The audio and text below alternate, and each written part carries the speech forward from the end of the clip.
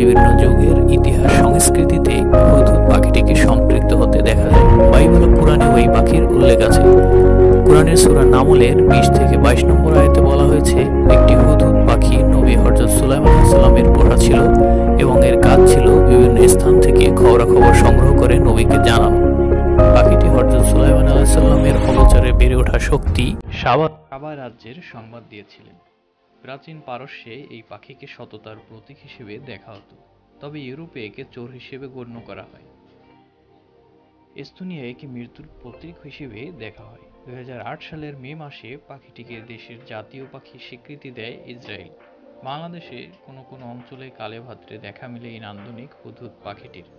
Europe, Africa, দক্ষিণ ও দক্ষিণ-পূর্ব এশিয়ায় এর বৈশ্বিক বিস্তৃতি। পাখিটির দৈহিক গঠন, বিশেষ করে মাথার লম্বা চূড়া আর পালকের বিন্যাস বেশ চমকপ্রদ। প্রজনন ঋতুতে মাথার লম্বা চূড়ায় কিছুটা লালচে আভা দেখা যায়। এর মাথার মোহনীয় লম্বা ঝুঁটির জন্য একে মোহনচূড়া নামেও ডাকা হয়। পাখিটির নামকরণ মোহনচূড়া করেছিলেন কথাসাহিত্যিক বনফুল। মোহনচূড়া বাংলাদেশের একটি বিরল পাখি। এরা 25 থেকে 32 সেন্টিমিটার পর্যন্ত লম্বা হয়।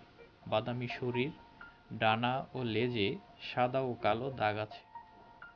এর ঠোঁট কিছুটা বক্র ও দ্বিগল, রং কালচে এবং লম্বা। মাথায় একটি সুন্দর ঝুঁটি আছে, ঝুঁটি দেখতে হলদে বর্ণের। সাধারণত উত্তেজিত হলে এই পাখিটির ঝুঁটি প্রসারিত হয়। এরা সাধারণত বিভিন্ন কীটপতঙ্গ, কেঁচো, ফলফলাদি খেয়ে থাকে। লম্বা ঠোঁট মাটির গর্তে ঢুকিয়ে পোকামাকড় বের করে আনে। ক্ষতিকর পোকামাকড় খেয়ে এটি ফসলের জন্য উপকারী পাখি হিসেবেও সমাদৃত। তাই অনেক দেশেই আইন করে পাখিটিকে সংরক্ষণ করা হয়।